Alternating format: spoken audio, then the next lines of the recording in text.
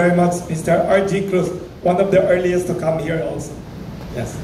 Ayan, attorney, mayroon pong lumabas na isang social media influencer, Miss Sass Rogando Sasso. Mayroon po siyang binabanggit tungkol po dito sa heavy luggage at ito daw po ay nagkaroon na po ng pag-uusap doon nga po sa Amerika at dito po sa parting Japan. Ang tinutukoy po yung Okada. Ano po ang tungkol doon, attorney, at ano po ang inyong take dito? Bakit hindi po ito masyado pinag-uusapan dito sa ating bansa?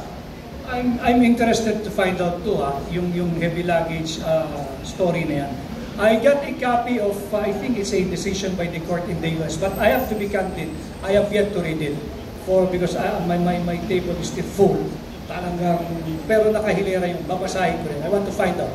I think may judgment concerning doon sa complaint sa US court. Hindi ko alam, hindi ko pa. I reserve my comment for now. Follow up ko lang, attorney.